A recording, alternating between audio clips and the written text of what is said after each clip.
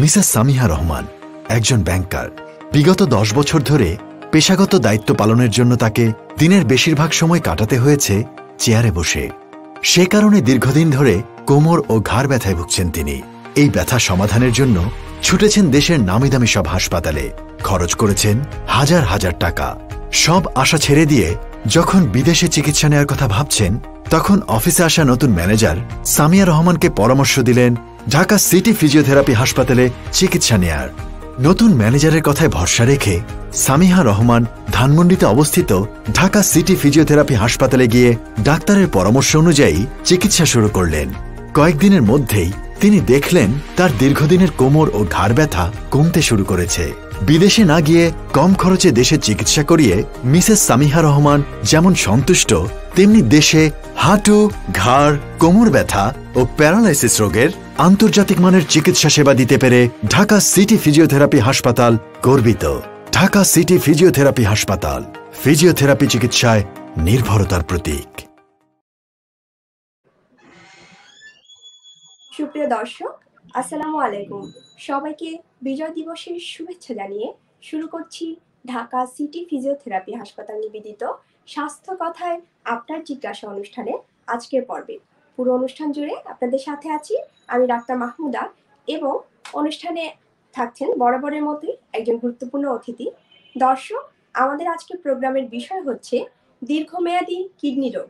এ বিষয়ে কথা বলতে আমাদের সাথে সংযুক্ত হবেন আব্দুল মালিক উকিল মেডিকেল কলেজের সহকারী অধ্যাপক এবং বিভাগীয় প্রধান ডক্টর ফজলে এলাহি খান। স্যার, আসসালামু আলাইকুম। ওয়ালাইকুম আসসালাম। স্যার, স্বাগত জানাচ্ছি আমাদের প্রোগ্রামে। জি, আমি আপনাদেরকেও ধন্যবাদ দিতে চাই, বিশেষ করে স্বাস্থ্য কথা টিভি এবং যারা আমাদের আজকে অনুষ্ঠানের স্পন্সর সবাইকে, পাশাপাশি আজকে এই মহান বিজয় দিবসের সবাইকে শুভেচ্ছা দিতে চাই। ধন্যবাদ স্যার আপনাকে। স্যার, আজকে আমাদের অনুষ্ঠানটির বিষয় হচ্ছে দীর্ঘমেয়াদী কিডনি রোগ। আপনার সাথে এ বিষয়ে আমরা একটু কথা বলবো। স্যার, প্রথমেই জানতে চাইবো যে দীর্ঘমেয়াদী কিডনি রোগ আসলে কোনগুলো? ধন্যবাদ। আমরা যে দীর্ঘমেয়াদী কিডনি রোগ, যেটিকে আমরা আমাদের মেডিকেল টার্মে যেটি বলি সিকিডি, ক্রনিক কিডনি ডিজিজ, যেটি আগে বলা হতো এক সময় ক্রনিক রেনাল ফেলিওর। তো এক্ষেত্রে এটা একটা গ্রুপ অফ কিডনি ডিজিজ, যেটা আমরা যদি ডিফাইন করি according to the KDOQI guideline, যে kidney disease initiative for quality outcome, KDOQI যে গাইডলাইন অনুযায়ী যে বলা হচ্ছে যে any structural or functional abnormality of the kidney যেটা which persist for more than 3 months, 3 মাসের বেশি যদি কিডনির কোনো স্ট্রাকচারাল অর ফাংশনাল কোনো সমস্যা হয়, সেটাকে আমরা বলি যে দীর্ঘমেয়াদী কিডনি রোগ বা সিকেডি। তারপরে সেটার মধ্যে অনেক স্টেজিং করা হয়ে থাকে, স্টেজ 1, 2 5 পর্যন্ত আছে। এরপরে ইএসআরডি আছে, সেটি পরবর্তীতে আমরা আলোচনা করব। তাহলে যদি আমরা সিম্পল বা সোজা ভাষায় যদি বলতে চাই, যে কোনো কিডনি রোগ যেটি কিডনির আইদার স্ট্রাকচারাল সমস্যা অথবা ফাংশনের যদি সমস্যা থাকে, সেটি 3 মাসের বেশি সময় ধরে পারসিস্ট করে, সেটাকে আমরা বলি দীর্ঘমেয়াদী কিডনি রোগ। ধন্যবাদ স্যার আপনাকে। স্যার, সেক্ষেত্রে একজন রোগী কি করে বুঝবেন যে উনি কিডনি রোগে ভুগছেন বা দীর্ঘমেয়াদী কিডনি রোগে ভুগছেন? ধন্যবাদ। এখানে প্রথমে যেটি থাকবে, যেমন রোগীর একটি ইতিহাস, রোগীরা যেমন আমরা কারণ সিকেডির কি কারণ, আমরা যদি কারণ বিশ্লেষণ করি তাহলে সিমটমগুলি বা কিভাবে বুঝতে হবে সেটা সুবিধা হবে। যে আমাদের ওয়ার্ল্ড ওয়াইড যে কারণগুলি, নাম্বার 1 কারণ কিন্তু ডায়াবেটিস মেলাইটাস। কেউ যদি অনিয়ন্ত্রিত ডায়াবেটিস থাকে দীর্ঘদিন ধরে, তার সিকেডি হতে পারে। 2 নাম্বারে হলো হাইপারটেনশন, আর আমাদের দেশে গ্লোমেরুলাইটিস অনেক সময় আমরা 2 নাম্বারে বলি, 3 নাম্বারে হাইপারটেনশন বলি। এছাড়া আছে অবস্ট্রাটিক ইউরোপ্যাথি, অ্যানালজেসিক নেফ্রোপ্যাথি, তারপরে কিছু কনজেনিটাল কিছু সিস্টিক ডিসঅর্ডার, যেমন অ্যাডাল্ট পলিসিস্টিক কিডনি ডিজিজ। তারপরে আরো অনেক আনকমন আছে, কিন্তু কমন কিন্তু এগুলি। আর হলো কিছু আছে infection related, chronic pyelonephritis, acute interstitial nephritis, chronic interstitial nephritis, এগুলি থেকে হতে পারে। তো এখন রোগী যে বুঝবে কিভাবে, রোগীর তাহলে একটি ইতিহাস থাকবে যে দীর্ঘদিন ধরে তার অনিয়ন্ত্রিত ডায়াবেটিস অথবা উচ্চ রক্তচাপ, অথবা রোগীর যে প্রস্রাবের কোনো সমস্যা থাকতে পারে আগে থেকে, যেমন অবস্ট্রাটিক ইউরোপ্যাথি যারা, যেমন এখানে স্ট্রিকচার ইউরেথ্রা অথবা ব্লাডার আউটফ্লো অবস্ট্রাকশন, ওরা তখন বলবে যে ডিফিকাল্টি ইন ইউরিনেশন, যে ন্যারো স্ট্রিম, তারপরে অনেক সময় লাগছে প্রস্রাব করতে। তারপরে কেউ যদি যেমন ইউটিআই থাকে রিকারেন্ট, সেক্ষেত্রে রোগী ফ্রিকোয়েন্ট ইউটিআই হিস্ট্রি দিবে, কিছুদিন পর পরে তার প্রস্রাবে জ্বালা সেটা বলবে। আর হাইপারটেনশন থাকলে তো রোগী হাইপারটেনশনের যে সমস্যাগুলো, নর্মালি হাইপারটেনশন এসিমপ্টোমেটিক থাকে উচ্চ রক্তচাপ, তবে অনেক ক্ষেত্রে রোগীর যে ঘাড়ে ব্যথা হতে পারে, মাথা ব্যথা হতে পারে, হাইপারটেনশনের কমপ্লিকেশন হিসেবে হাইপারটেনসিভ এনকেফালোপ্যাথি নিয়ে রোগী প্রেজেন্ট করতে পারে, তখন যে ধরা পড়ে যে তার কিডনির সমস্যা। আর এমনি ইউজুয়ালি সিকিডি মানে মূল সমস্যা হলো এটি মেজরিটি কেসে কিন্তু এসিমপ্টোমেটিক থাকে, যখন kidney more than 50 to 70% damage হওয়ার পরে যে এটার উপসর্গ প্রকাশ পায়, মানে মেজরিটি কেসে। আর কিছু কিছু ক্ষেত্রে আবার বিশেষ করে যেগুলি গ্লোমেরুলারফাইটিসের কারণে হয়ে থাকে বা ডায়াবেটিক নেফ্রোপ্যাথি, সেগুলিতে আবার কিন্তু ইনিশিয়ালি কিন্তু রোগীর এই যে প্রোটিনিউরিয়া হওয়ার কারণে সোয়েলিং দেখা দিতে পারে, কিন্তু সকল কিডনি রোগীতে কিন্তু সোয়েলিং দেখা দিবে না। কিডনি রোগের কারণে যে সোয়েলিংটা বলি যে প্রথমে এটি ফেসে আসে, পেরি অরবিটাল ইডিমা চোখের চারিদিকে, দেন আস্তে আস্তে এটি পায়ে ছড়িয়ে পড়ে বা পেটে, সারা শরীরে হয়ে যেতে পারে সোয়েলিং। তারপরে মিকচুরেশনের যে প্রবলেম, যে স্কিনটি মিকচুরেশন হতে পারে, যেমন গ্লোমেরুলারফাইটিস হলে প্রস্রাবের সাথে রক্ত যেতে পারে, মানে হেমাচুরিয়া যেটি আমরা বলি, লাল প্রস্রাব হতে পারে।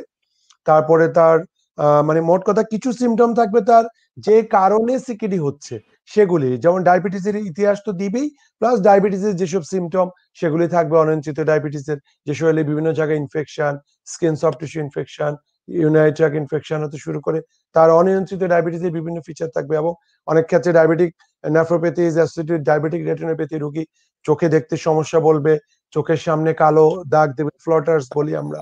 তারপরে তার হাত পা অবশ লাগবে, কারণ সিকিডি আবার অ্যাসোসিয়েটেড নিউরোপ্যাথি।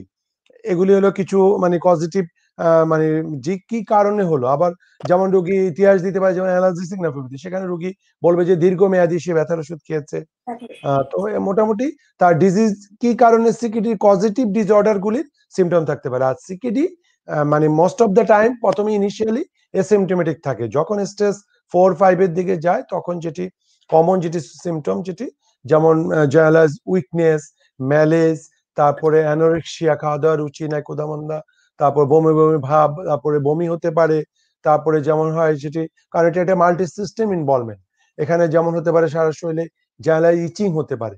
অনেক সময় রোগী স্কিন স্পেশালিস্টের কাছে যায় ইচিং নিয়ে, তখন ইভালুয়েট করতে দেখা যায় যে রোগীর সিকিডি। তারপরে এই যে ভমিটিং এর কারণে অনেক সময় গ্যাস্ট্রোএন্টারোলজিস্টের কাছে যাওয়ার পরে ধরা পড়ে যে ভমিটিং এর কারণ ইভালুয়েট করতে যখন দেখা গেল যে সিকিডি। তো এরকম তারপরে যেটি উইকনেস বললাম, সেটা কারণ কি, রোগীর যে একটা হলো খাওয়া দাওয়ার রুচি থাকে না, তার রুচি না থাকার কারণে ম্যাল নিউট্রিশন হয়।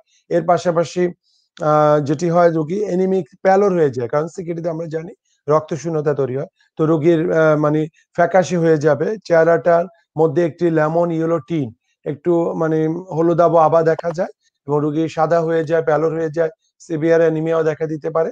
তো সেক্ষেত্রে রোগীর সিভিয়ার উইকনেস থাকবে, জায়ালাস উইকনেস। আর এর পাশাপাশি আরো অনেক ধরনের কমপ্লিকেশন, যেটি অনেক ক্ষেত্রে রোগী এমন ইয়াতে আসে যে সিকিডির কমপ্লিকেশন নিয়ে, যেমন কি ইউরেমিক এনকেফালোপ্যাথি নিয়ে আসতে পারে। টোটালি মানে প্রথম দিকে একটু ড্রাউজিনেস, ডিসওরিয়েন্টেশন, দেন আনকনসিয়াস হয়ে আসতে পারে। তারপরে কনভালশন নিয়ে আসতে পারে ইউরেমিক এনকেফালোপ্যাথিতে। তারপরে যেমন সিভিয়ার পালমোনারি এডিমা হয়ে অনেক শ্বাসকষ্ট নিয়ে আসতে পারে। চেস্ট পেন নিয়ে আসতে পারে ইউরেমিক পেরিকার্ডাইটিস থেকে। তাহলে রেসপিরেটরি ডিস্ট্রেস, চেস্ট পেইন, তারপরে যে বললাম আমরা ইনট্রাক্টেবল ভমিটিং, খাওয়ার রুচি কমে যাওয়া। তো এগুলি মোটামুটি কমন সিমটম। এখানে অনেক সিমটম, কারণ সিকিডি এমন একটি ডিসঅর্ডার, আমার যদি মাথা থেকে শুরু করে পা পর্যন্ত আমরা ধরি, সব জায়গাতে এটির কিন্তু বিভিন্ন ধরনের উপসর্গ, স্কিনের কালার চেঞ্জ হয়ে যায়, একটু ডার্ক পিগমেন্টেশন হয়। তো মোটামুটি আমরা সিকিডি রোগীর ইতিহাস বা প্লাস কিছু এক্সামিনেশনের মাধ্যমেই কিন্তু অনেক ক্ষেত্রে আমরা কিন্তু সেটি নির্ণয় করা যায়। ধন্যবাদ স্যার আপনাকে।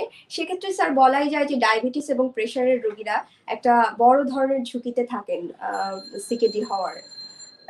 স্যার আরেকটা কথা জানতে চাচ্ছিলাম যে এই ক্ষেত্রে একজন রোগী কোন টেস্টটা যদি মানে স্পেসিফিক্যালি বলে যে তার ক্রনিক কিডনি ডিজিজ হচ্ছে বা ডেভেলপ করছে, তাহলে কোন টেস্টটা আপনারা সাজেস্ট করে থাকেন কিডনি বিশেষজ্ঞরা? ধন্যবাদ। আমরা এটা ধরার জন্য কিন্তু বেশি কোনো টেস্টের দরকার নাই। যদি কেউ আগে থেকে তার ডায়াবেটিস আছে কিনা বা উচ্চ রক্তচাপ আছে কিনা, আমরা একটা স্ক্রিনিং করতে চাই কিছু, যেটি আমাদের জন্য খুবই জরুরি। কারণ কিডনি প্রতিরোধ কিন্তু আমরা বলি যে প্রিভেনশন ইজ বেটার দেন কিউর, এবং কিডনি রোগ জীবন নাশা, প্রতিরোধী বাঁচার আশা, যে স্লোগানটি আমরা দিয়ে থাকি যে প্রতিরোধ করতে হবে। তো সেক্ষেত্রে সিম্পল কিছু মেজার, যেমন কেউ যদি আগে থেকে তার যায় না ডায়াবেটিস আছে কি নাই, প্রেশার আছে কি নাই, তাহলে আমরা সেক্ষেত্রে ক্লিনিক্যালি যেটি করব, রোগীর ব্লাড প্রেশারটা মেজার করব রেগুলারলি প্রতি 6 মাস অন্তর অন্তর। তারপরে আমরা যদি তার সিম্পল একটা ইউরিন টেস্ট করি, ইউরিনে আমরা দেখবো যে সুগার আছে কিনা। সুগার থাকলে আমরা চিন্তা করবো যে তার ডায়াবেটিস আছে অবশ্যই, সাথে সিকিডির সাথে ডায়াবেটিসের কারণে সিকিডি হয়ে থাকতে পারে, অথবা কোএক্সিস্টিং সিকিডি অন্য কারণে হয়েছে আবার সাথে ডায়াবেটিস। তাহলে এই জন্য ইউরিনের সুগারটা খুব ইম্পর্টেন্ট, সুগার এবং অ্যালবুমিন প্রোটিন আছে কিনা। প্রোটিন থাকলে বুঝবো যে কিডনির এই যে ম্যাক্সিমাম কিডনি ডিজিজ গুলি, সিকিডির যে কারণগুলি, যেমন ডায়াবেটিক নেফ্রোপ্যাথি, হাইপারটেনসিভ নেফ্রোপ্যাথি, গ্লোমেরুলাইটিস, বা এই যে অবস্ট্রাটিক ইউরোপ্যাথি বলি, অ্যানালজেসিক নেফ্রো, সবকিছুতেই কিন্তু প্রোটিন যায়। তবে এটার ভিন্ন মাত্রার ভিন্নতা আছে। যেমন গ্লোমেরুলাইটিস যদি কোনোটা নেফ্রোটিক প্রেজেন্টেশন থাকে বা নেফ্রোটিক প্রেজেন্ট, সেখানে অনেক বেশি প্রোটিন। কিন্তু অন্য যেসব ইভেন ডায়াবেটিক নেফ্রোপ্যাথিতেও কিন্তু একটা অনেক বেশি প্রোটিনিউরিয়া থাকে, এবং ডায়াবেটিক নেফ্রোপ্যাথি আমরা ইনিশিয়ালি ধরার চেষ্টা করি কিন্তু প্রোটিনিউরিয়া দিই। তাহলে আমি যদি সিম্পল ইউরিন টেস্ট করি, সেটাতে আমরা যদি দেখি যে সুগার আছে ইউরিনে প্লাস প্রোটিন আছে। আর যদি ইউরিন মাইক্রোস্কোপিক করি, সেখানে আমরা দেখবো যে যেমন যদি কোনো কেউ আরবিসি পাওয়া যায়, মানে হেমাচুরিয়া অথবা RBC cast, granular cast, hyaline cast, এগুলো যদি পাওয়া যায়, তাহলে আমরা আরো ধারণা করতে পারবো মেবি সামথিং মানে happening inside the kidney, that means গ্লোমেরুলাসে কোনো সমস্যা তার হচ্ছে। তাহলে একটা ইউরিনারি খুব ইম্পর্টেন্ট।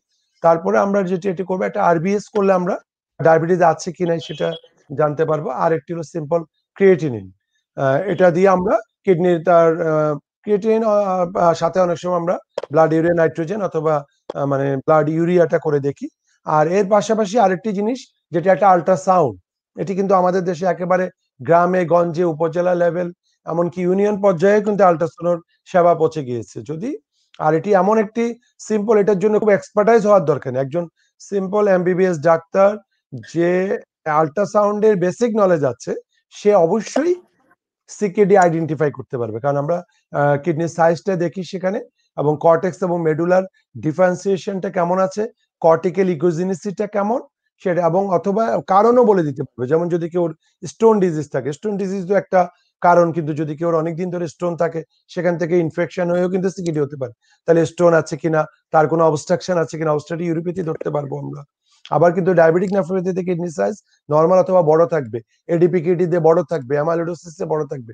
তবে ফিউ এক্সেপশন, কিছু কিছু এক্সেপশন ছাড়া মেজরিটি কেসেস অফ সিকিডিতে কিডনিগুলি ছোট হয়ে যায়, কর্টিকোমেডুলারি ডিফারেন্সিয়েশন নষ্ট হয়ে যায়, এবং প্রথম দিকে কর্টিক্যাল ইকোজেনিসিটি ইনক্রিজ করে, ফাইনালি কর্টিকোমেডুলারি ডিফারেন্সিয়েশন টোটালি লস্ট হয়ে যায়। তো এক্ষেত্রে আমরা যেটি বললাম, একটি হিস্ট্রি, এক্সামিনেশন এবং টেস্টের ভিতরে আমরা একটি ইউরিনারি, আরবিএস, গ্রাম ক্রিয়েটিনিন, ব্লাড ইউরিয়া, আর আমরা একটা যদি আল্ট্রাসাউন্ড করি, তাহলে কিন্তু ম্যাক্সিমাম কাভার হয়ে যায়। কিছু স্পেশালাইজড টেস্ট লাগবে, যখন আমরা প্রথমে মানে মূল রোগগুলি ধরে ফেলতে পারবে। এরপরে যদি কোনো ফার্দার অনেক টেস্ট লাগতে পারে, সেটা যদি আমরা, কারণ মেজর কারণগুলি আমরা যদি রুলড আউট করে ফেলতে পারি, তখন যে আমরা ফাইনালি যেগুলি অত ফার্দার আমরা ইভ্যালুয়েশন করব আর অন্যান্য টেস্টের মাধ্যমে। তবে এই কতগুলি টেস্টে কিন্তু যথেষ্ট, এবং খুবই সিম্পল টেস্ট, এবং খুবই অল্প টাকার ভিতরেই এটি সম্ভব, সবাই এটি মানে অ্যাফোর্ড করতে পারবে। ধন্যবাদ স্যার আপনাকে। স্যার আমরা একটু বিরতিতে যাচ্ছি। দর্শক, আপনারা দেখছেন ঢাকা সিটি ফিজিওথেরাপি হাসপাতাল নিবেদিত স্বাস্থ্য কথায় আপনার জিজ্ঞাসা অনুষ্ঠান। আমরা একটু বিরতিতে যাচ্ছি, বিরতির পরে চলে আসবো ইনশাআল্লাহ। ঢাকা সিটি ফিজিওথেরাপি হাসপাতাল, আধুনিক চিকিৎসা সেবার নিশ্চয়তা। ডাক্তার এম ইয়াসিন আলী স্যারের তত্ত্বাবধানে চিকিৎসা দেওয়া হয়। অপারেশনবিহীন হাঁটু, কোমর, প্যারালাইসিস ও পঙ্গু রোগের আধুনিক চিকিৎসা সেবার নিশ্চয়তা। ঠিকানা ঢাকা সিটি ফিজিওথেরাপি হাসপাতাল, house number 12/1, road number 4/A, Dhanmondi, Dhaka 1205। দর্শক, ফিরে এলাম বিরতির পর। আপনারা শুনছেন দীর্ঘমেয়াদী কিডনি রোগ নিয়ে আলোচনা এবং আমাদের সাথে আছেন আব্দুল মালিক উকিল মেডিকেল কলেজের সহকারী অধ্যাপক এবং বিভাগীয় প্রধান ডক্টর ফজলে এলাহি খান। স্যার, স্বাগত আপনাকে বিরতির পরে।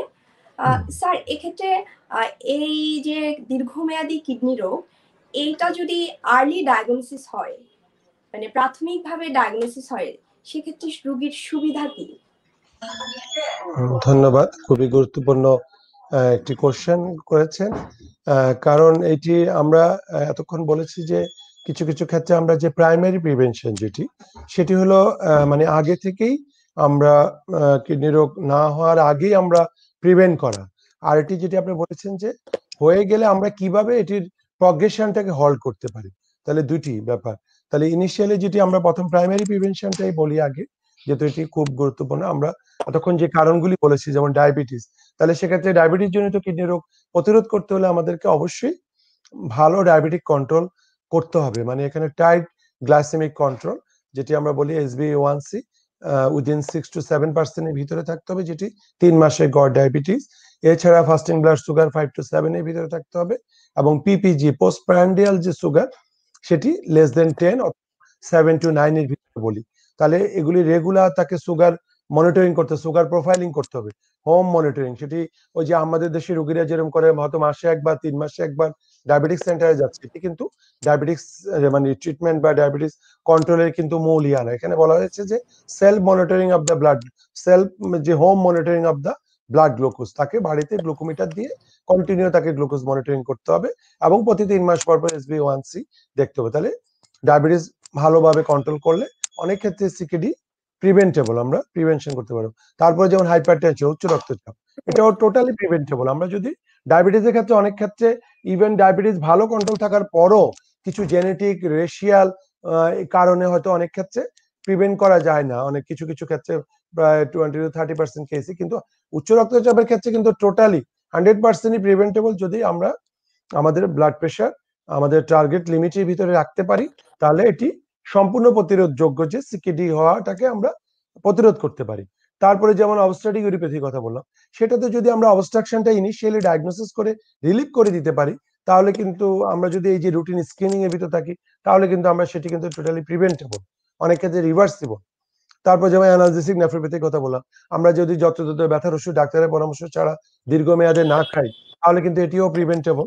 এছাড়া যে কিছু কনজেনিটাল, সেটি তো আর কোনো সেটি হয়তো যেমন পলিসিস্টিক কিডনি ডিজিজ ফ্যামিলিয়ার, সেটাও আমরা বলি যে কেউর ফ্যামিলিতে যদি থাকে, আমরা বলি যে আফটার 20 ইয়ার্স পরে তাকে প্রতি বছর একটি আল্ট্রাসাউন্ড করে দেখতে হবে। এবং কারণ এই রোগটি 35 বছরে যে প্রকাশ পায়, সেজন্য আমরা আগে থেকেই রুটিন স্ক্রিনিং এর মাধ্যমে তার যদি ফ্যামিলি হিস্ট্রি থাকে, আমরা আগে থেকে এটি আইডেন্টিফাই করতে পারবো। তো এভাবে আমরা কারণগুলি ধরে আমরা সেগুলিকে, যেই কারণে কিডনি সিকিডি হয়, সেগুলিকে প্রাইমারি প্রিভেনশনের দিকে যেতে পারি। আইটি যদি হয়ে যাওয়ার পরে আমরা যদি আর্লি স্টেজে ধরতে পারি, সিকিডি স্টেজ 1 or 2, তখন যদি আমরা কিছু ফাইন টিউনিং করি, যেমন সেক্ষেত্রে আমরা যেই কাজগুলি করতে বলি রোগীদেরকে, যেমন ডায়েটারি মডিফিকেশন, আমরা প্রোটিন রেস্ট্রিকশন দিই যে 1 গ্রাম পার কেজি বডি ওয়েট হিসাবে 0.8 to 1 গ্রাম। তো সেক্ষেত্রে যেমন কেউ 50 কেজি হলে 50 গ্রাম, অথবা 0.8 ধরলে আমরা 40 গ্রাম বলি। এক টুকরা মাছ অথবা মাংস এক বেলাতে এরকম খেতে পারবে, ডিম খেতে পারবে, দুধ, তালিকা করা আছে। ইভেন এটা অনলাইনেও এখন ইউটিউব বলি বা গুগল সার্চ দিলেই কিন্তু আমার 40 গ্রাম যে মানে খাদ্য তালিকা অথবা 50 গ্রাম একদম ইজিলি অ্যাভেলেবল। তো এই ক্ষেত্রে আমরা প্রোটিন রেস্ট্রিকশন করতে হবে তাকে, কারণ প্রোটিন বেশি মাত্রায় প্রোটিন কিন্তু কিডনির জন্য ক্ষতিকারক। তো সেক্ষেত্রে এটা খুব ইম্পর্টেন্ট ডায়েটারি মডিফিকেশনের ভিতরে। তারপরে তার সল্ট রেস্ট্রিকশন, টোটালি সল্ট তাকে অ্যাভয়েড করতে হবে, তার ফ্যাটি ফুড অ্যাভয়েড করতে হবে। তারপরে কিছু কিছু খাবারে যেমন ফলের ভিতরে প্লাস সবজির ভিতরে পটাশিয়াম থাকে, সেই ফলগুলি বা সেই সবজিগুলিকে অ্যাভয়েড করতে হবে, অথবা অনেক ক্ষেত্রে অ্যাভয়েড করতে না পারলে সেক্ষেত্রে আমরা বলি কিছু কিছু সবজিকে পানিতে আধা ঘন্টা কুসুম গরম পানিতে ভিজিয়ে রেখে তার পানিটা ফেলে দিয়ে তারপর রান্না করতে বলি। তাহলে এক্ষেত্রে ডায়েটারি মডিফিকেশন। তারপরে কেউ যদি ডায়াবেটিস থেকে থাকে, ডায়াবেটিসকে ওয়েল কন্ট্রোল করে, হয়তো সে আগে কন্ট্রোল করেনি, তার সিকিডি হয়ে গিয়েছে, এখন হয়তো স্টেজ 2 বা 3 তে আছে, এই পর্যায়েও যদি আমরা তার ডায়াবেটিসটাকে ভালো নিয়ন্ত্রণে আনতে পারি, সেক্ষেত্রে তার সিকিডি অনেক ক্ষেত্রে রিভার্সিবল।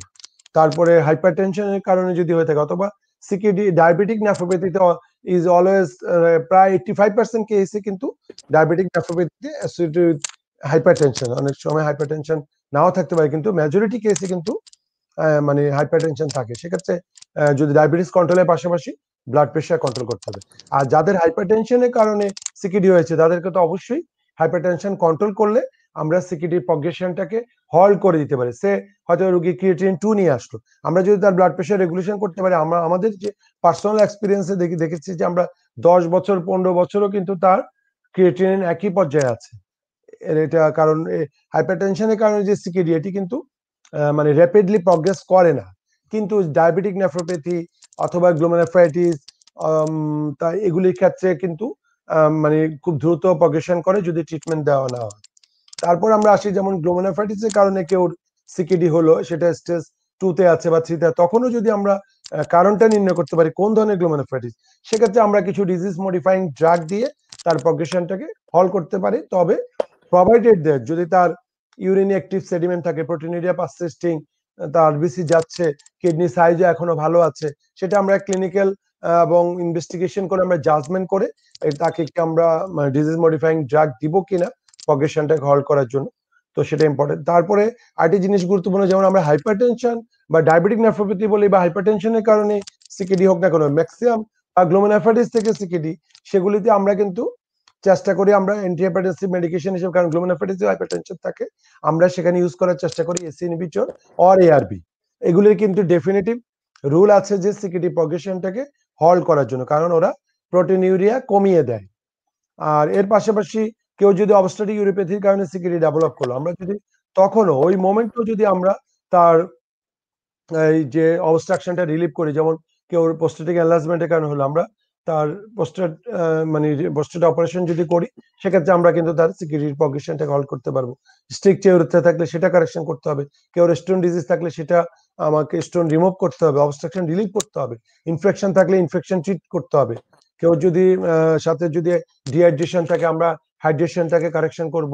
তারপরে যেমন আমরা কেউ যদি অ্যানালজেসিক নেফ্রোপ্যাথি কারণ হয়ে থাকে, তাহলে তার মানে অ্যানালজেসিক মানে স্টপ করতে হবে। এছাড়াও আমরা কিছু আরো রিভার্সিবল ফ্যাক্টরের কথা বলি, যেমন এই যে আমরা এই যে ফ্লুইড ব্যালেন্স খুব ইম্পর্টেন্ট, ইলেকট্রোলাইট ব্যালেন্স করতে হবে। তারপরে ড্রাগের মডিফিকেশন, রোগী কোনো নেফ্রোটক্সিড খাচ্ছে কিনা সেগুলি বন্ধ করতে হবে, অথবা যেগুলি অ্যাভয়েড করা যাচ্ছে না সেগুলি ডোজ মডিফিকেশন করতে হবে। Analgesic totally NSAID drug omit করতে হবে, এই ধরনের ড্রাগ খাওয়া যাবে না। এরকম আরো অনেক নেফ্রোটক্সিক ড্রাগ আছে, যেমন অ্যাম্ফোটেরিসিন বি, অ্যামাইনো গ্লাইকোসাইড, সেগুলি কোনো ক্ষেত্রে স্টপ করতে হবে, আর কোনো ক্ষেত্রে ডোজ মডিফিকেশন করতে হবে। তো সেক্ষেত্রে আমরা এভাবে কিন্তু আমরা কিছু ফাইন টিউনিং এর মাধ্যমে আমরা তার এটাকে আমরা বলি সেকেন্ডারি প্রেগন্যান্সি, সিকিডি হয়ে গেল তারপরও আমরা এটা যেন ফার্দার প্রগ্রেস না করে, এবং কোনো ক্ষেত্রে আমরা যেন রিভার্স করতে পারি, সেই প্রসেসটা আমরা অব্যাহত রাখি। তো সেক্ষেত্রে এটি কিন্তু রোগীদের এটি কিন্তু বিশাল মানে ভূমিকা রয়েছে, বা মানে ক্রিয়েটিনিন বেড়ে গিয়েছে এটা নিয়ে হতাশ হয়ে যাওয়ার কারণ নেই। যদি সঠিক চিকিৎসা দেওয়া যায়, অনেক ক্ষেত্রে কিন্তু সেটাকে আমরা তার মানে এটাকে সিকিডির প্রগ্রেশনটাকে হল্ট করে দিতে পারি, এবং তার লাইফ এক্সপেক্টেন্সি অনেক দিন বাড়িয়ে দেওয়া যায়, বা তার এই যে ডায়ালিসিস শুরু করা অথবা কিডনি ট্রান্সপ্লান্টটাও আমরা অনেক দিন পিছিয়ে দিতে পারি। ধন্যবাদ স্যার আপনাকে। আমরা একটু বিরতিতে যাচ্ছি স্যার। দর্শক, আপনারা দেখছেন ঢাকা সিটি ফিজিওথেরাপি হাসপাতাল নিবেদিত স্বাস্থ্য কথায় আপনার জিজ্ঞাসা অনুষ্ঠান। আমরা একটু বিরতিতে যাচ্ছি, বিরতির পরে ফিরে আসবো ইনশাআল্লাহ। ঢাকা সিটি ফিজিওথেরাপি হাসপাতাল, আধুনিক চিকিৎসা সেবার নিশ্চয়তা। ডাক্তার এম ইয়াসিন আলী স্যারের তত্ত্বাবধানে চিকিৎসা দেওয়া হয়। অপারেশনবিহীন হাঁটু, কোমর, প্যারালাইসিস ও পঙ্গু রোগের আধুনিক চিকিৎসা সেবার নিশ্চয়তা। ঠিকানা ঢাকা সিটি ফিজিওথেরাপি হাসপাতাল, house number 12/1, road number 4/A, Dhanmondi, Dhaka 1205। দর্শক, ফিরে এলাম বিরতির পর। আমাদের সাথে আছে আব্দুল মালেক উকিল মেডিকেল কলেজের সহকারী অধ্যাপক এবং বিভাগীয় প্রধান কিডনি রোগ বিভাগের অধ্যাপক ফজলে এলাহি খান। স্যার, স্বাগত আপনাকে বিরতি পরে। স্যার, আপনি যদি একটু চিকিৎসা নিয়ে বলতেন, যে ক্রনিক কিডনি ডিজিজের চিকিৎসা কি? ধন্যবাদ। তবে চিকিৎসার আগে আমরা একটু রোগ নির্ণয় নিয়ে সংক্ষেপে বলে ফেলি, যে আমরা এতক্ষণ তো আমরা বলেছি অনেক কিছুই চলে আসছে, আমরা কিভাবে ধরতে পারবো। তারপরে আমি মানে আরেকটু ল্যাবরেটরি বলি যে আমরা কিছু রুটিন টেস্ট আছে আর কিছু হলো ডায়াগনস্টিকের জন্য। তো রুটিনের ভিতরে আমরা একটা সিবিসির কমপ্লিট ব্লাড কাউন্ট করলে আমরা ওখানে মানে হিমোগ্লোবিন কম পাবো, ইএসআর মেবি হাই, যদি কোনো কনস্টিটিউটিভ ডিসঅর্ডারের কারণে তার গ্লোমেরুলাইটিস হয়ে থাকে সেখানে ইএসআর হাই থাকতে পারে। কেউ যদি কোএক্সিস্টিং ইনফেকশন থাকে সেখানে টোটাল কাউন্ট বেশি থাকতে পারে, ডিফারেন্সিয়াল কাউন্ট অফ নিউট্রোফিল সেখানে বেশি থাকবে। তারপর আমরা ইউরিনারির কথা বলেছি অলরেডি, তারপরে ব্লাড ইউরিয়া সিরাম কিট বলেছি, তারপর এটা আরবিএস করব, সিরাম ইলেক্ট্রোলাইটস করব। তারপর আমরা কি দেখি serum calcium, phosphate, uric acid. তারপরে আমরা যেমন অনেক ক্ষেত্রে আমরা অ্যানিমিয়ার কারণ করার জন্য সিরাম আয়রন প্রোফাইল দেখি। অনেক ক্ষেত্রে আমরা ভিটামিন বি12 লেভেল, ফলেট লেভেল দেখতে হতে পারে। এছাড়া যেমন আমরা কিছু যেমন গ্লোমেরুলাইটিস যদি কেউ হয়ে থাকে সেক্ষেত্রে আমরা দেখি যে তার যে C3 C4 সেগুলির কি অবস্থা, অথবা পিয়ানকা সিয়ানকা আমরা কিছু মার্কার দেখি। ফিমেল পেশেন্ট হলে আমরা লুপাস নেফ্রাইটিস আছে কিনা এএনএ এন্টি ডিএসডিএনএ দেখা লাগতে পারে। তারপরে আমরা যেটি একটা ইসিজি চেস্ট এক্সরে এগুলো আমরা দেখি তার যেমন হাইপারটেনশন থেকে কেউ হয়ে থাকলে আমরা দেখি যে তার কার্ডিওমেগালি আছে কিনা। তারপরে ইসিজি করলে ইকো করলে আমরা দেখবো সেখানে আমরা তার লেফট ভেন্ট্রিকুলার হাইপারট্রফি আছে কিনা, সাথে কোএক্সিস্টিং কার্ডিওভাস্কুলার ডিজিজ আছে কিনা সেগুলিও বুঝতে পারবো ইসিজি ইকোর মাধ্যমে। তো তারপর এছাড়া এরপর আমরা যেটি বলেছি আল্ট্রাসাউন্ড, সেটি আমাদেরকে অনেকটাই গাইড করবে কি কারণে হয়েছে এবং কি অবস্থায় আছে সেটি। তারপরে আমরা আর হলো মোটামুটি এগুলি করলে মোটামুটি আমরা মানে ম্যাক্সিমাম কভার হয়ে যাবে। যদি কোনোটা স্পেশালাইজ কিছু লাগে অনেক ক্ষেত্রে আমরা প্রোটিনুরিয়া কোয়ান্টিফাই করি, যেমন স্পট ইউরিন পিসিআর অথবা এসিআর দেখে আমরা যে ইউরিনের প্রোটিনুরিয়া কেমন 24 আওয়ার্স ইউরিনারি প্রোটিন করতে পারি। তো এইভাবে আমরা মোটামুটি এগুলি দিয়ে আমরা সিকিডির কারণ এবং সাথে তার কি কন্ডিশনে আছে, তার এনিমিয়া কেন হচ্ছে বা এনিমিয়া কারেকশন, মানে মোট কথা ট্রিটমেন্ট মানে শুরু করার জন্য আমাদেরকে প্ল্যানিং এর জন্য কিছু পরীক্ষা লাগবে, কিছু বেসলাইন ইনভেস্টিগেশন, কিছু সিকিডি কারণ নির্ণয়ের জন্য। মোটামুটি এগুলি হলে আমাদের ইভেন ট্রিটমেন্টও আমাদেরকে গাইড করবে, কারণ সিকিডি ট্রিটমেন্ট কিন্তু মানে এটা কিন্তু বাস্ট বিশাল ব্যাপার যে আমরা সমন্বিত চিকিৎসা লাগবে। মানে হয়তো অনেকের ধারণা থাকে সিকিডি চিকিৎসা মনে হয় ওই যে অনেক সময় কিছু এই যে কোলিক্যালসিফেরল ড্রাগ, এমন আমাদের দেশের রোগীদেরও এই কনসেপশন হয়েছে, বা ইভেন এমনকি অনেক ডাক্তারের যে কিডনি ওষুধ মনে হয় যে ওই যে ডাইক্যালট্রল, আমি নাম বললাম ট্রেড নেম, বা এরকম মনে করে যে এটি মনে হয়তো কিডনি রোগের চিকিৎসা অথবা হাইপোফস, বা এই আমি ট্রেড নেম উচ্চারণ করছি কারণ রোগীরা অনেক সময় বুঝবে না। এগুলি মনে করে রোগীদের কাছেও ধারণা হয়েছে যে ডাইক্যালট্রল হয়তো কিডনি রোগের ওষুধ, এটি কিন্তু সম্পূর্ণ ভুল ধারণা। তো কিডনির সিকিডি চিকিৎসার ভিতরে প্রথমে আসবে আমরা কি একটা হলো জেনারেল ম্যানেজমেন্ট, তারপরে আসবে তার ট্রিটমেন্ট অফ দ্য কজ, কি কারণে হয়েছে, যেটি আমরা ইতিমধ্যে উল্লেখ করেছি যে যেমন ডায়াবেটিস থেকে হলে ডায়াবেটিসটাকে ঠিক করা, হাইপারটেনশনের কারণে হলে হাইপারটেনশন, গ্লোমেরুলাইটিসে ম্যানেজমেন্ট করা, অবস্ট্রাটিক ইউরোপ্যাথি হলে সেটার ম্যানেজমেন্ট করা, তাহলে ট্রিটমেন্ট অফ দ্য কজ। আর কিছু হলো জেনারেল ম্যানেজমেন্ট, জেনারেল ম্যানেজমেন্ট মধ্যে যেমন তার ডায়েটরি মডিফিকেশন আমরা ইতিমধ্যে বলেছি, কোন ধরনের ডায়েট, বিশেষ করে পটাশিয়াম কন্টেনিং ডায়েট সেগুলি অ্যাভয়েড করতে হবে। আবার যেসব ডায়েটে ফসফেট বাড়াতে পারে যেগুলি, তারপরে যেমন ইউরিক অ্যাসিড বাড়াতে পারে সেই ডায়েটগুলো আমরা অ্যাভয়েড করব। তারপরে কিছু কিছু ডায়েট যেটি আমরা বলেছি প্রোটিন রিচ, যেগুলি প্রোটিন আমরা বলেছি যে প্রোটিন রিস্ট্রিকশন লাগবে, তাহলে সেই ডায়েটগুলি অ্যাভয়েড করতে হবে অথবা কমিয়ে আনতে হবে। তাহলে তারপরে ফ্লুইডের ব্যাপার আসে, যেমন অনেক ক্ষেত্রে রোগীকে আমরা ফ্লুইড রিস্ট্রিকশন দিতে হয়। যদি কোনো রোগী ড্রাই থাকে সেক্ষেত্রে আমরা ফ্লুইড কিন্তু একটু লিবারেল ইউজ করতে 2-3 লিটার আমরা দিই, কিন্তু যাদের যেমন ইডিমেটাস সেক্ষেত্রে আমরা ফ্লুইড তার আউটপুট অনুযায়ী দেখে আমরা হয়তো কেউকে 500 ml দিচ্ছি, কেউকে 750, কেউকে 1 লিটার, এটা ডিপেন্ড করবে তার ইনটেক আউটপুট চার্টের উপরে ভিত্তি করে এবং তার ফ্লুইড স্ট্যাটাস কেমন বডিতে সেটা ডিপেন্ড করে আমরা তাকে তাহলে ফ্লুইড রেস্ট্রিকশন করা লাগতে পারে। সল্ট রেস্ট্রিকশন মাস্ট, তাহলে আমরা dietary modification, fluid restriction, salt restriction. তারপর আমরা যেমন কিছু তার পার্সোনাল হ্যাবিট, যেমন স্মোকিং টোটালি অ্যাভয়েড করতে হবে, কারণ স্মোকিং অথবা যে কোনো টোবাকো প্রোডাক্ট যেমন বিটেল যে অনেকে খেয়ে থাকে, সাদা জর্দা, তারপর গুল নিয়ে থাকে, এগুলি টোটালি তামাক জাতীয় সকল দ্রব্য পরিহার করতে হবে, কারণ এটা ডাইরেক্ট রিলেশন আছে। তারপরে যেমন চর্বি জাতীয় খাবার যেটি বললাম ডিসলিপিডিমিয়ার সাথেও সিকিডি প্রগ্রেশনের রিলেশন আছে, সেক্ষেত্রে আমরা ফ্যাটি ফুড খাবো না এবং লিপিড লেভেল অলওয়েজ আমাদের লিপিড প্রোফাইল উইদিন কন্ট্রোল লিমিটের ভিতরে রাখতে হবে। তো এটি খুব গুরুত্বপূর্ণ। তারপরে আমরা যেটি করব তাকে যে ড্রাগ ওষুধ খাওয়ার ক্ষেত্রে তার যেসব নেফ্রোটক্সিক ড্রাগ সেগুলি অ্যাভয়েড করতে হবে। তারপরে তার যদি কোনো কারণে শরীরে পানিশূন্যতা হয় সাথে সাথে সেটি কারেকশন করতে হবে, যেমন কেউ হয়তো সিকিডি রোগী তার ডায়রিয়া হলো, ভমিটিং হলো, তারপরে প্রফিউজ সোয়েটিং হয়ে ফ্লুইড লস হয়ে পানি শূন্যতা তৈরি হলো, তাকে সাথে সাথে তাকে ডাক্তারের শরণাপন্ন হয়ে ফ্লুইড রিপ্লেস করতে হবে, নাহলে কিন্তু সিকেডি আরো খারাপ হতে থাকে। তো এটা খুব গুরুত্বপূর্ণ, এই যে ফাইন টিউনিং গুলি এটি গুরুত্ব। তারপরে আমরা যদি ওষুধের প্রশ্নে আসি, যেমন আমরা তো বলেছি যে ডায়াবেটিস থাকলে তাকে ডায়াবেটিস আমরা অয়েল কন্ট্রোল করবো, সেক্ষেত্রে আমরা সিকেডি হয়ে গেলে আমরা insulin, preferably insulin, short acting insulin অথবা আল্ট্রা শর্ট অ্যাক্টিং ইনসুলিন আমরা চেষ্টা করি দেওয়ার জন্য। যে আল্ট্রা শর্ট যেগুলো, কারণ ইনসুলিন যদি লং অ্যাক্টিং ইনসুলিনের রোগীর হাইপোগ্লাইসেমিয়া হওয়ার চান্স থাকে, এই জন্য আমরা শর্ট অ্যাক্টিং ইনসুলিন যেতে চাই। এবং ওরাল হাইপোগ্লাইসেমিক এজেন্টের মধ্যে আমরা ম্যাটফরমিন অ্যাভয়েড করি, কারণ এগুলি ল্যাকটিক অ্যাসিডোসিস করতে পারে। আমরা এখানে ইউজ করি যেমন গ্লিকেজাইড বা গ্লিমিপেরাইড, এগুলি ইউজ করতে পারি যদি সালফোনাইল ইউরিয়া ইউজ করি। আর যেমন তারপরে আমরা যেমন DPP-4 ইনহিবিটরের ভিতরে লিনাগ্লিফটিনটা একটু সেফ, ভিলডাগ্লিফটিনও হয়তো ডোজ রিডাকশন করতে হয়। তো এরকম তারপরে আমরা যেমন আদার যেসব যেমন একারবোস সেগুলিও সেফ। তো আমরা সাধারণত ফার্স্ট চয়েস থাকবে আমাদের ইনসুলিন।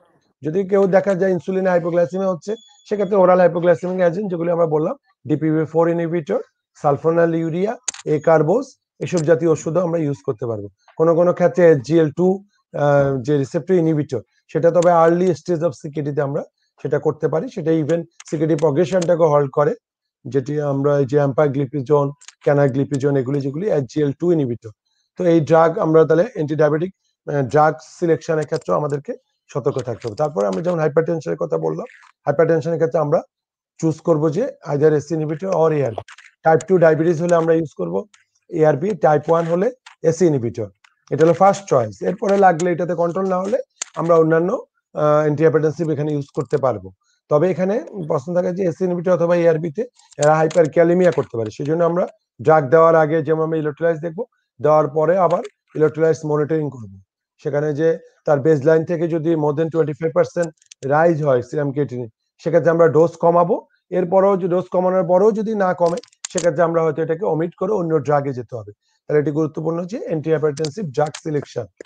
তারপরে যেটি আমরা করব যে তার সিকিডিতে যেসব কমপ্লিকেশন গুলি হয়, যেমন একটি আমরা বলেছি যে এনিমিয়ার জন্য আমরা সার্চ করব যে তার এনিমিয়া কেন হলো। তার প্রথমে আমরা সার্চ করব তার যে হার্ট তৈরি করার উপাদানগুলি, কম্পোনেন্টগুলি ঠিক আছে কিনা, যেটি আমরা serum iron profile, folate, vitamin B12 এগুলি লেভেল দেখে এগুলি যদি ডেফিসিয়েন্সি থাকে সেটা কারেকশন করব। দেন আমরা তাকে যদি এগুলি ঠিক থাকে আমরা দেন ইরাথ্রোপয়েটিন দিব। আমরা ইরাথ্রোপয়েটিন একটি হরমোন যেটি কিডনিতে তৈরি হতো, কিন্তু কিডনি মানে কিডনির সমস্যা হয়ে যাওয়ার কারণে ইরাথ্রোপয়েটিন তৈরি করতে পারছে না পর্যাপ্ত পরিমাণে, তখন আমরা বাইরে থেকে ইরাথ্রোপয়েটিন দিব। তারপরে যেমন তার যদি সাথে যেমন এখানে মিনারেল অ্যান্ড বোন ডিজিজ, যেটা মেটাবলিক বোন ডিজিজ হয়, সেটা যেখানে ক্যালসিয়াম কমে যায়, ফসফেট বেড়ে যায়, প্যারাথরমোন লেভেল বেড়ে যায়, তো সেক্ষেত্রে আমরা এই জন্য ক্যালসিয়াম সাপ্লিমেন্ট দিই। এবং ফসফেট কমানোর জন্য ফসফেট বাইন্ডার আমরা ইউজ করি, এবং ডায়েটরি যে ফসফেট কন্টেনিং খাওয়াগুলি আমরা অ্যাভয়েড করতে বলি। তাহলে সেক্ষেত্রে আমাদেরকে হাইপার ক্যালসিমিয়াটাকে ম্যানেজ করতে হবে, মানে ক্যালসিয়াম সাপ্লিমেন্ট দিয়ে। আবার এটা একটা সুবিধা যে ক্যালসিয়াম যে সাপ্লিমেন্ট আমরা দিই, ক্যালসিয়াম কার্বনেট অথবা ক্যালসিয়াম এসিটেট, সবগুলিরই কিন্তু আরেকটি ধর্ম আছে যে ক্যালসিয়াম রিপ্লেস করার পাশাপাশি সেটি act as a phosphate binder, ফসফেটটাকে অ্যাবজর্পশন হতে দেয় না, সেক্ষেত্রে ফসফেটের লেভেলটাকে নিয়ন্ত্রণে রাখে। আবার কোনো ক্ষেত্রে কিছু রোগী পাওয়া যায় তার ক্যালসিয়াম লেভেল বেশি, আমরা ওই যে একটু আগে যে বলছিলাম যে কমনলি সব রোগীকে ক্যালসিয়াম আর ওই যে মানে কোলিক্যালসিফেরল দিয়ে দেয়, তো সেক্ষেত্রে আমাদেরকে অবশ্যই আগে ক্যালসিয়াম লেভেল, ফসফেট লেভেল দেখে, প্যারাথরমোন লেভেল দেখতে হবে, ভিটামিন ডি লেভেল দেখতে হবে।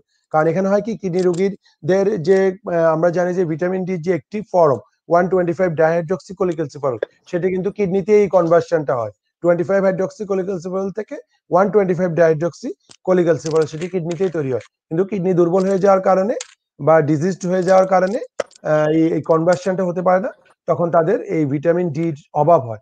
ভিটামিন ডি আমরা জানি যে এটি ক্যালসিয়াম এবং ফসফেট মেটাবলিজমে খুবই গুরুত্বপূর্ণ রোল প্লে করে, ক্যালসিয়াম অ্যাবজর্পশন, রিজর্পশন, ফসফেট এক্সক্রিশন এগুলিতে। তো সেক্ষেত্রে ক্যালসিয়াম মেটাবলিজম এটার বিশাল রোল আছে। তো এখন যখন যাদের ভিটামিন ডি থাকে না একটি ফর্ম, তখন তার শরীরে ক্যালসিয়াম কমে যায়, ফসফেট বেড়ে যায়।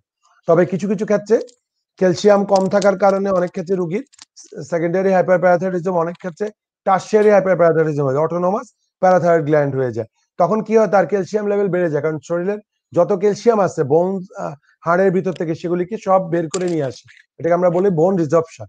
তখন কি হয়, তার ক্যালসিয়াম লেভেল বেশি, প্যারাথরমোনও বেশি, ওদিকে আবার ফসফেটও বেশি। ওই ক্ষেত্রে আমরা নন ক্যালসিয়াম কন্টেনিং ফসফেট বাইন্ডার পাওয়া যায়, সেবিলামার, হাইড্রোক্লোরাইড, অ্যান্থেনাম কার্বনেট, সেগুলি ইউজ করি। তো এই জন্য সেক্ষেত্রে আমাদেরকে এই যে calcium, phosphate, parathormone, vitamin D এই লেভেলগুলি দেখে আমাদেরকে সেখানে ফাইন টিউনিং করতে হবে।